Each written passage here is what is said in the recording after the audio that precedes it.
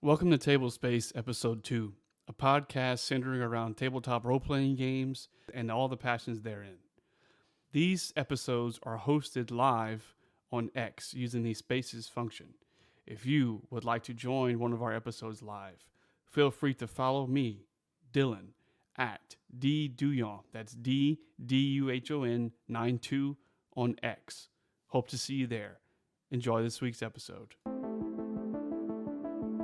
Hello, and welcome to Table Space, a place for all things role-playing games. Table Space, Episode 2. Please join me in welcoming our guest, Jack, the Giant Killer.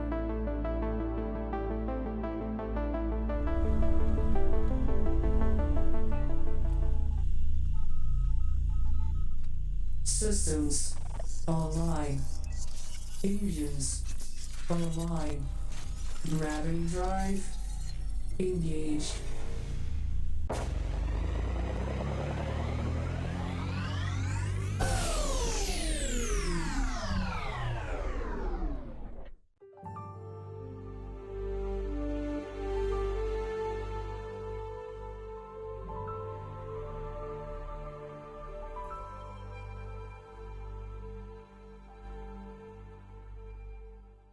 Is dungeon mastering an art or a science? An interesting question. If you consider the pure creative aspect of starting from scratch, of individual flair that goes into preparing and running a unique campaign, or the particular style of moderating a game adventure, then dungeon mastering may indeed be thought of as an art. If you consider the aspect of experimentation, the painstaking effort of preparation and attention to detail, and the continuing search for new ideas and approaches, then dungeon mastering is perhaps more like a science. Not always exacting in a literal sense, but exacting in terms of what is required to do the job well. Esoteric questions aside, one thing is for certain. Dungeon mastering is, above all, a labor of love, demanding, time-consuming, and certainly not a task to be undertaken lightly, and an opportunity to watch a story unfold and a grand idea to grow and flourish. The imagination knows no bounds, and the possibilities of a game of Dungeons & Dragons are just as limitless. Who can say what awaits each player, except a cornucopia of fantasy and heroic adventure? An excerpt from the Dungeon Master's Guide for Advanced Dungeons & Dragons, written by Mike Carr, May 16th, 1979. But, as all DMs know, the rewards are great, an endless challenge to the imagination and intellect, an enjoyable pastime to fill many hours with fantastic and often unpredictable happenings. So, Jack, in your opinion, is dungeon mastering, game mastering, referee, whatever you want to call it, is it a science or is it more of an art? Well, it partakes of both to a great extent. It is an art. It requires imagination. It requires creativity. It requires willingness to feel the vibes of the group. You know, it's an interactive art at that, right? It's a performance art in terms of sharing your performance and the performance of your players, right? But it is, as he pointed out, a science. You have to, with many systems, Dungeons and Dragons especially, you have to know the balance of the numbers. You have to know all of the exacting rules involved. But frankly, that's what makes it a third thing. It's a craft. You are making something that is artistic, just as you do in any form of art, painting, sculpting, etc. But you are also building something with a structure that has to obey certain physical laws in the realm of the universe. We call those the rules. Because you have to balance the demands of both of those, it is a craft, and it is one you can continually get better at, just as anyone can get better at science or art, but you must balance the two aspects to do it properly. Someone who treats it too much as an art, in my opinion, forgets the nature of the game they're playing, and someone who treats it too much of a science forgets that the basis of the game, the basis of the craft we are performing, is the ancient art of storytelling as a group, not as an individual. You're not telling a story, even if that may be your title in many games. You are crafting a story together with the players at your table, the same way we would in ancient times, passing the speaking stick around the campfire. Even in modern times, that's a very common practice, and it is the fundamental basis of the hobby. In its modern incarnation, which started with D&D in 1974, of course, it grew out of the very complicated war games that had been created years, even centuries before, for generals and officers to practice and learn the art of military strategy and tactics. But it has become something very much more. And it did so almost the instant that Gary Gygax and David Arneson started to collaborate. Yeah. Wow. That is a fantastic answer. Thank you so much for sharing. You're welcome. I got more.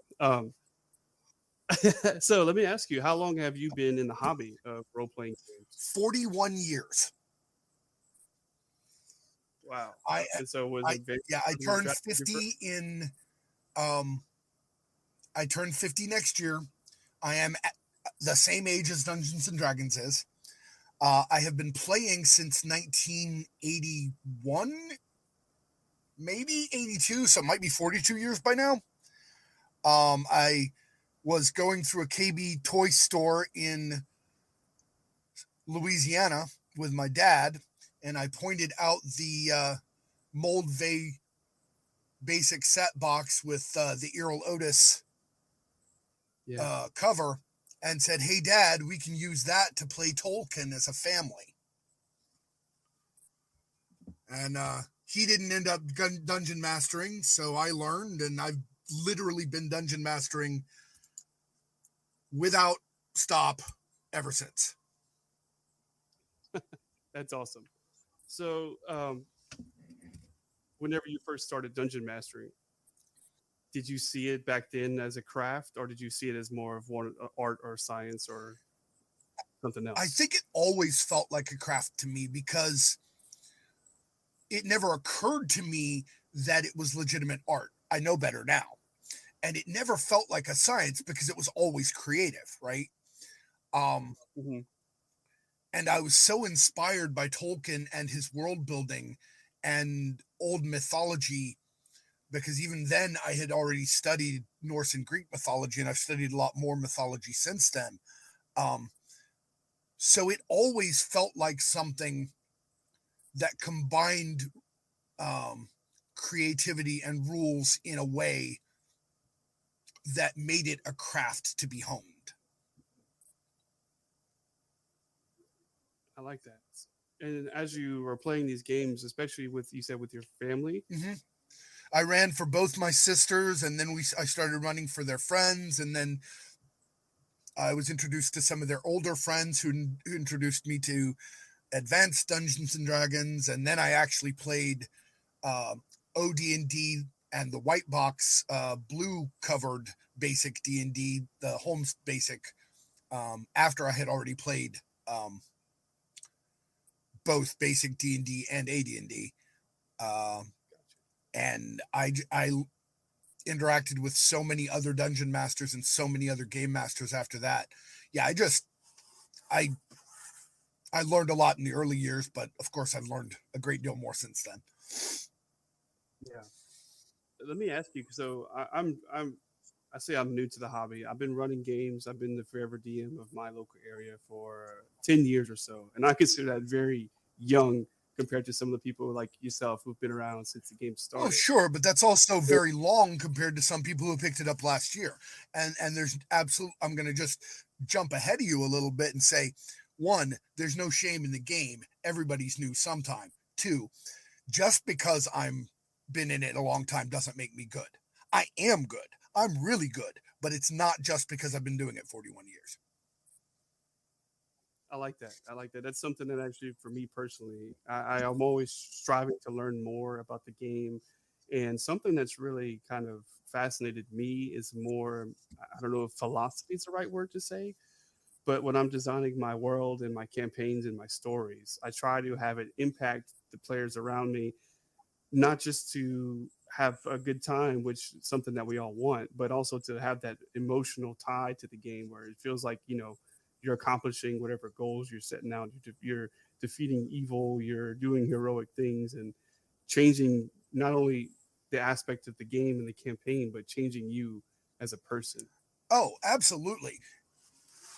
That's the part where it very clearly takes on the aspect of an art, right? Any art Yeah. must, by its definition, have emotional impact. If it does not have emotional impact, it really is just a scientific arrangement of color or whatever, right? Mm-hmm.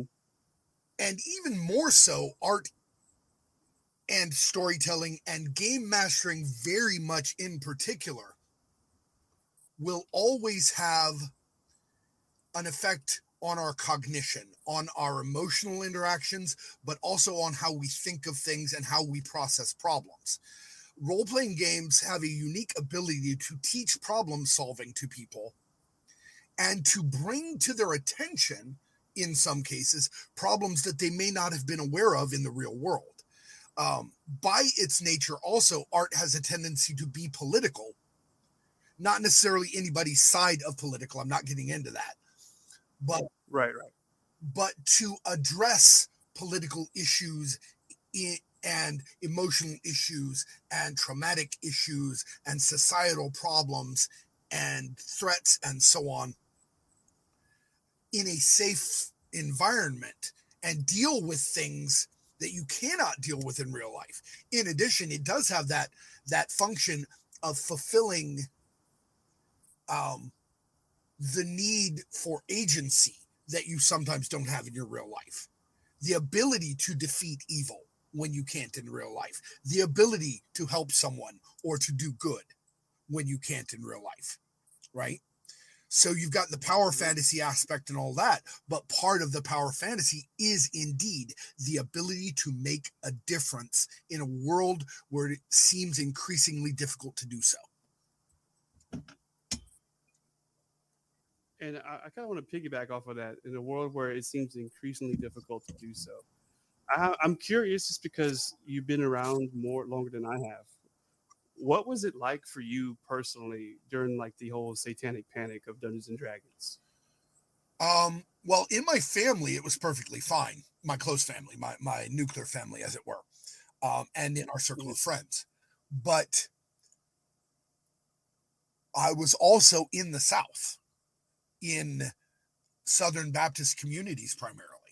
So it was something that I had to be very careful about whom I spoke to it about, who I shared that part of my life with.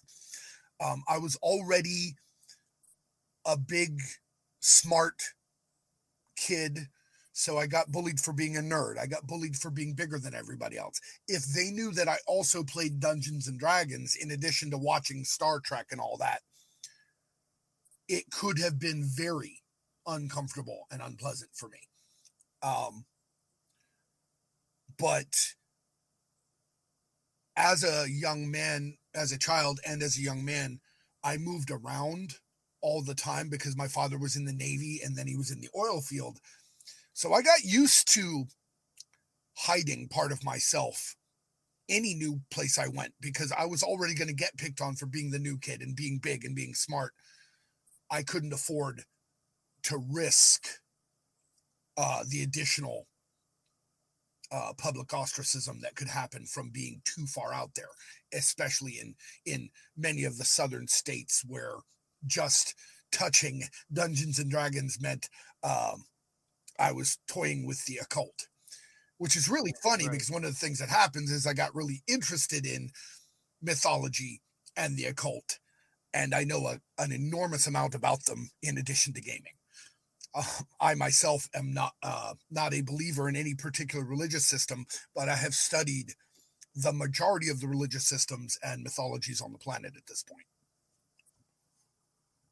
That, I mean, I can relate with that. Right now, I'm kind of studying Norse mythology, and part of that, I guess, was D&D, where like I want to learn more about like the real histories and see what kind of stories are hidden there that I could take and find and fall in love with and adapt and put into my my world of Dungeons and Dragons or whatever. Can I recommend very specifically, you want to get the Norse mythology translation and retelling by Neil Gaiman? Okay. Because it is extraordinarily well done and it's very approachable by modern readers. You don't want to do what I did and try to go back and read Beowulf in the Anglo-Saxon by borrowing the Anglo-Saxon dictionary. That requires a certain type of mind that most people don't have, and they should thank their lucky stars they don't, because I had taught myself the Futhark runes from the front of The Hobbit, and I used those to write the request to the professor to get into the library to use those resources. Because at the time, these things were not available on the internet. There wasn't such a thing.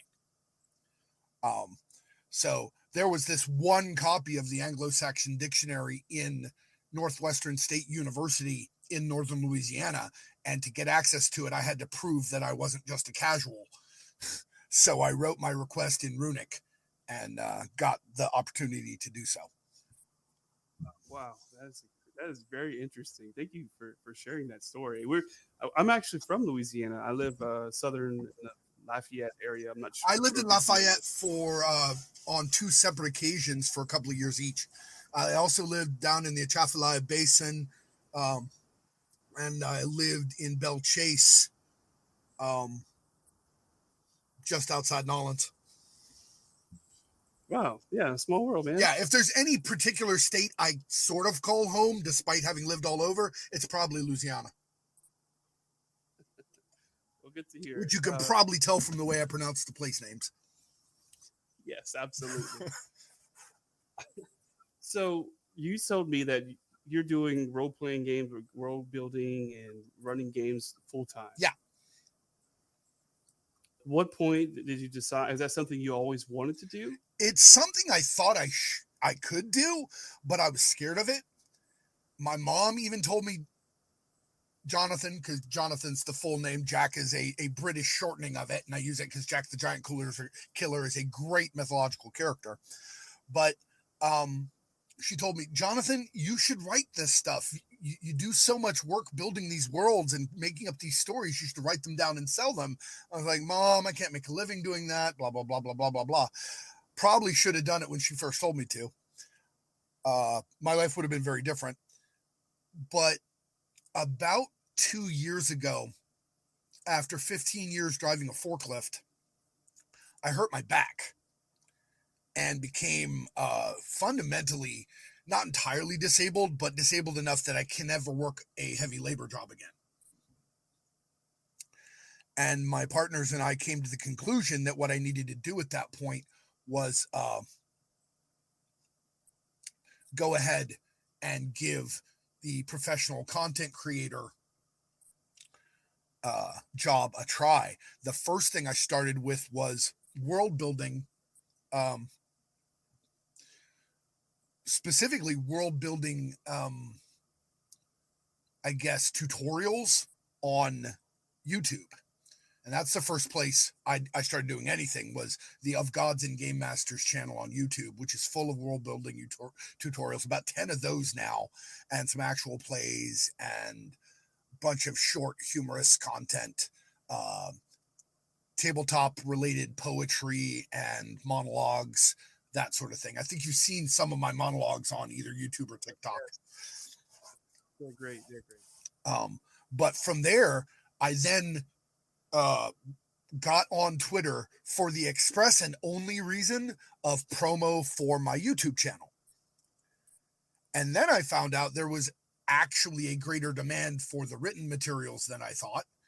And I started interacting with the tabletop community on Twitter, X, Twitter, whatever. And then started to branch out into other social medias and other things from there. And at this point, I now have stuff like reams of supplements on Dungeon Master's Guild, my alternate ecology series, things like that. Like I have a supplement on beholders. I have a supplement on illithids. I have a supplement on aboleths. I have a supplement on werewolves. I have a supplement on dragons. And my newest supplement, which should be coming out sometime next week, is Fee Fi Fo Fum, which is all about giants. And it's got some more player options in it, as well as a big old 33 plus bestiary, 33 plus stat block bestiary.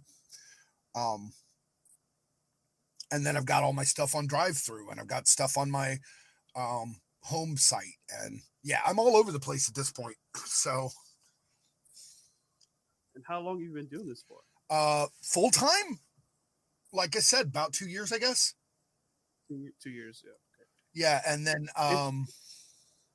I just started pro GMing like a few months ago with, like I said, the one group of friends from an old LARP I ran, because I ran 3 different LARPs for about 6 years each. Vampire the Requiem LARP, followed by a I finished off, the first one I did actually was a Vampire the Dark Ages LARP way back in the old system. Then I did a Vampire the Requiem LARP after I took over a Vampire LARP from somebody and ended the world, literally. Did the Vampire the Requiem LARP, and then I did a Changeling the Lost LARP for another 6 years.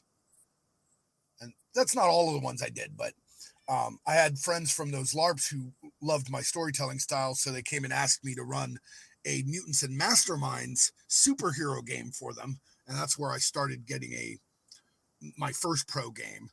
At this point, I've now got 2 versions of my ultimate Ravenloft Curse of Strahd game that I'm running different times in the week, and I've got some more that I'm putting up for options for people. So that's a little more recent. Do you notice a difference, I guess, between GMing for friends or getting paid to do it? Yeah, and it's not the difference you think it is, actually. When you are GMing for friends, it's fast and loose, and there's a lot of table talk, and people are chattering back and forth, and it's fun, right? But so far, professional GMing, whether it's for actual plays, which I've done a few of, or it's the paid games that I'm doing, is a tighter, it's a much tighter experience. It's much more focused on the game, on the role play, on what's happening at the table. There's, people are either paying for my time and not wanting to waste it with table talk, or they're fellow performers in an actual play, and they're not going to distract from the game with excessive table talk. So I find that they're both very good experiences, actually, and that so far my paid GMing experience has been just as fulfilling. And even with only running 3 or 4 games for most of those tables so far, I would actually consider most of those people friends at this point as well. Interesting. So my experience, I don't have any, I guess, pro GM experience. It's something I definitely want to dive into. But with my current load, I'm running 3 games, home games, and my style, which that's the next question I'm gonna get into. My style is a very story-driven style. I don't know if you saw the video I released today, but in the audience members, I send out this highly detailed questionnaire to all the players, have them fill it out, and then I get this big poster board and just start connecting the dots with all the information and developing an overarching story from there. Right. And I try to keep the old roots of D&D. I run a very difficult game. I roll my dice in front of the players. I make sure everyone knows, like, there is no plot armor here. Right. I roll my dice in front of the players too. So, and I've already, in one of the Ultimate Strahd games, I've already killed one PC. He got brought back because Strahd actually involves nasty ways to do that. but I've already killed one and I put people in death saves like 4 times. And they're only 2nd level. So are you currently playing 5th edition, or do you have a favorite system? Okay, those are 2 different questions. First, I am running 5th edition quite a bit. It's smooth, it's relatively easy, and it's probably the most commonly known one, right? So it's the easiest to get players for, especially when you're wanting to run something like Strahd. Yeah. My favorite system is a niche system. It's GURPS, Generic Universal Role-Playing System, by Steve Jackson Games. Yeah. You can build literally anything in it, but it requires you to build everything pretty much, especially for your own world.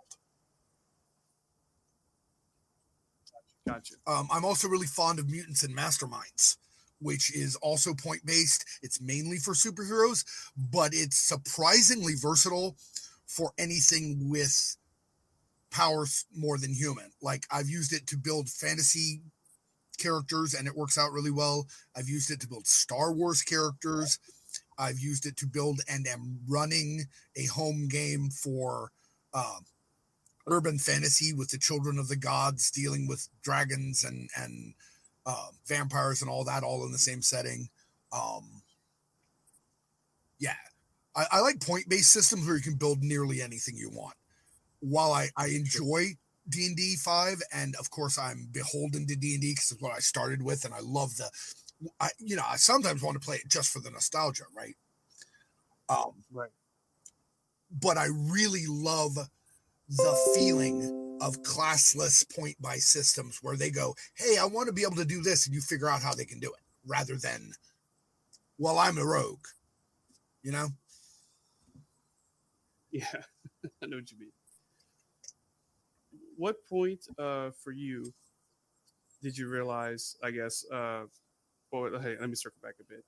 So you said you do world building, but you're also playing in Strahd. I'm sure you probably kind of made it your own. At what point in your early dungeon mastering career did you decide to just kind of create your own stuff? Like after like the 3rd game. In Really? the old, actually, it's a little bit before that. Okay, so in the Moldvay basic set, in the back of that book, there's a map for a gate tower that it tells you need to fill in with monsters and traps. Gotcha. So I actually did that as my 2nd game ever. The first one I ever ran, and one that I'm humorously running on Monday nights for a group of people as a reward for a charity stream, is Keep on the Borderlands. That's the first thing I ever ran. Okay. And I'm using the modern Goodman Games 5e update of Keep on the Borderlands for that. But yeah, I ran the Haunted Gatehouse super soon after that, and then I started going, okay, well, this is what world building and Tolkien is what got me into this, so let me start building a world.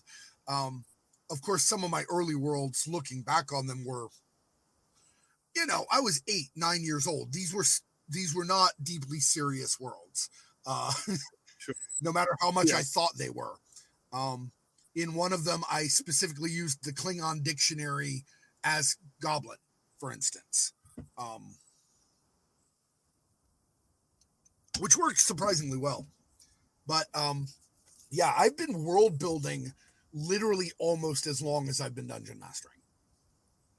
That's awesome.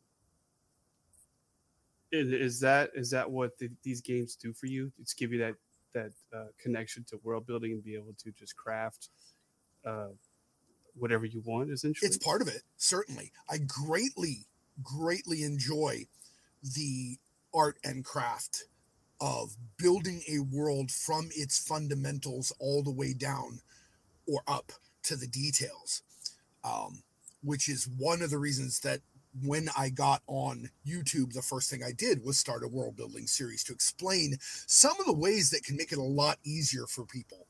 The 10-part series that I've gone through so far is really about how to make it easy to world build. It's not really, hey, here are the advanced tricks I use. This is easy mode world building. Come and take a look. You can do it too. Yeah. Like, for instance, the first episode is called Gods, filing off the serial numbers, and it's all about taking a selection of gods you think are cool from real world mythologies, changing the names to keep from offending anybody, molding them into a single pantheon before you build anything about the world. Because then once you've got your pantheon and how they interact, you just decide what kind of world they would build based on who they are. Interesting. So are you more of you take it from like the top down approach where you try to get as much crafted as you can when you create a world? Most often, yeah. I will start from the top down. The first two things I did and the first two things in my series for the successor states of Rhaegar, which is also the stuff that most of what I've put on drive through is successor states of Rhaegar. I've then also got the Fomor Folio and the Canon of the Void, but those are separate issues. Most of that stuff, successor states of Rhaegar. And for the successor states of Rhaegar, I started with the gods. And then when I knew who the gods were, I wrote the creation myth based on those gods. And when I figured out the interaction of those gods and the creation myth, then I started to realize what kind of world we were looking at and what it meant. And I went down from there to the successor states themselves, the broad strokes of how the various countries remained and how they interacted. And then I flipped and started from the bottom, making a single settlement in one of the single states and building up from there. Got you. And that's something I noticed with some of the DMs in my area that wanting to start, they really struggle just because they're new with the top-down approach. And I try to encourage, sometimes too, all you need the bottom-up approach to really get started when you don't know what's going on. Absolutely. See, I have a series of 3 articles on my blog called the Game Master Tips, right? And they start with beginner, session 0, and then session 1. And when I start the session 1 set of tips, I'm like, if you know me and you've seen any of my stuff before now, you're probably expecting me to say, start big and make sure you know everything before you start. I'm not telling you that. All you need is a settlement with a social hub and a nearby threat. Absolutely. Because starting as a dungeon master and starting as a world builder is not when it's time to go big. Necessarily. Don't get me wrong. The more stuff you know about how that world may be at the beginning, the deeper and richer it can be, right? All of your world building is never wasted, even if they never encounter it, even if the PCs in that particular game or session never encounter it, because it all interacts with other things in your mind. And it makes it easier to improvise. You know what's around the corner. You know how this person will feel about that thing, right? Right. Yeah. So. And I think that's something that I enjoy more. I definitely, when I first started dungeon mastering, I was my story is actually kind of interesting. I guess I'll share it. Yeah, do that. I was big into board games. I grew up with a video game controller. Played the Super Nintendo, 64, all that stuff. Mm-hmm. By the time I got to college was the point where I noticed video games were taking the turn to essentially where they are now, where it's like, paywall for this, paywall for that. Paywall for everything, games as a service, all that nonsense. Yeah. Yeah. So I started to get into board games, and one of my friends played D&D.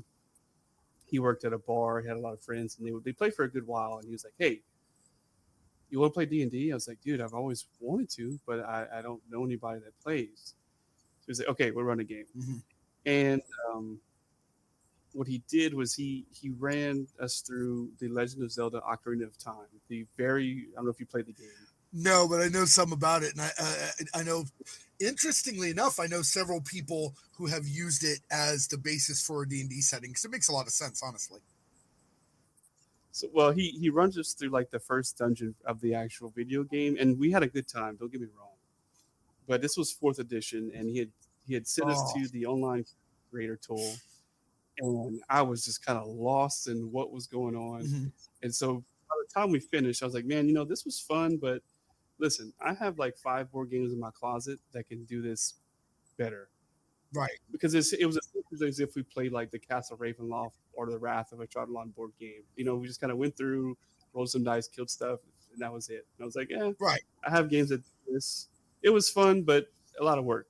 Well, a few months goes by, and I'm on YouTube, and anytime I wanted to get a board game, my usual formula, if you want to call it that, is I would go to Will Wheaton's YouTube channel, Geek and Sundry. Like, Oh yeah, no, tabletop Will series. Wheaton's awesome. His dice are cursed, but he's awesome. Yeah. So I found a game of him playing. It's just with Green Ronin, the Dragon Age RPG. Oh yeah, And I was like, oh, cool. one of the reasons I've got Fantasy Age sitting on my shelf. Awesome. I was like, so this is what D&D could be. I was like, okay, this is cool. I was like, well, I have to have this, and I don't know anybody that's running games, so I just kind of went to YouTube. That was usually my usual go-to. Mm-hmm. And so I found this guy, and he's become a great friend. He was a groomsman in my wedding. He has a YouTube channel called Angel Arts, and he does a lot of video game let's plays. Right. But he also runs tabletop campaigns. Right. Running a Dragon Age, he finished it, and right before it ended, he posted a video. He was like, "Hey guys, this campaign is coming to a close. I'm going to be running a second campaign, but instead of closing it off to just YouTubers, I'm going to open it up to you all." And so it was essentially almost like this, I guess, American Idol tryout, essentially, where he posted an interview. We went on, he filmed the interview with us, and then his audience voted on who got in. Mm-hmm. And I had zero experience playing role-playing games. It was a Mass Effect themed game, and I've never played the Mass Effect video game, so I was like, dude, there's no way I'm going to get this. So I just went, and luckily I got a spot in. We played for almost 2 years. Mm-hmm. And it finished. I'm just like, I have to do this. Yeah. And it kind of one led to another, and here we are. So it's cool because you actually started with a non-D&D game. Yeah, I did. And then this was like in 2012, 2013. Yeah, like I might have way back in the day, but there weren't any. Sure. Do you have over all the 42 years of playing a memory, like one memory in particular, like that just sticks out, something that you always go back Oh to? geez. One memory. I think my earliest memory is either my elf, which was a character class at the time as well as a race, getting smashed by an ogre outside the cavern of Quasqueton in Search of the Unknown, or the time my fighter, that was my elf Legolas Greenleaf, very original, or my fighter Travis Morgan, named after the warlord from the comics, getting killed by giant frogs in the moat house in Temple of Elemental Evil, Village of Hamlet in AD&D. Yeah. Those are some Awesome. really early ones. So yeah, I remember getting killed a lot. I remember early on, one of my older friends from my sister's friends, because I was the youngest,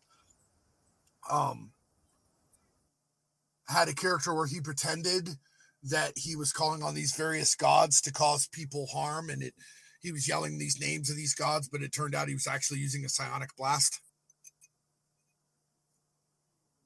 Nice. Yeah. And the time my barbarian had his giant adamantine sword turned into a +3 adamantine teddy bear. That's awesome. Do you ever have a moment too when you're playing? I know you run a lot of games, but I guess maybe when you were younger, or maybe now, you ever have a moment where the line between, I guess, fantasy and reality was blurred? There's not a line between fantasy and reality that gets blurred, but there is a line between myself and the character, if you see the distinction. I have certainly felt the emotions of my characters.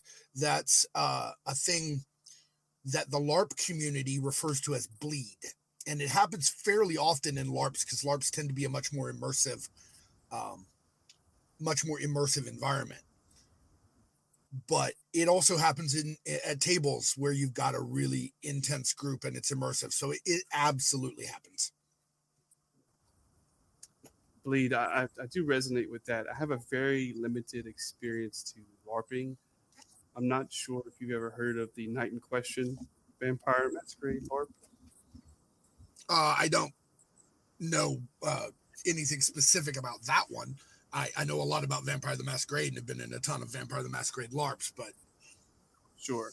Well, this one it's actually unfortunately not happening this year, but it's more of like a blockbuster one-shot LARP, and it's a very it's a splatterpunk LARP in Austin where it's essentially a rave outside of Texas that's put on by the Sabbat, and by the end of the night, the Sabbat just start going crazy, start turning people into kindred, and with the plan of like going after Austin and taking down the Camarilla.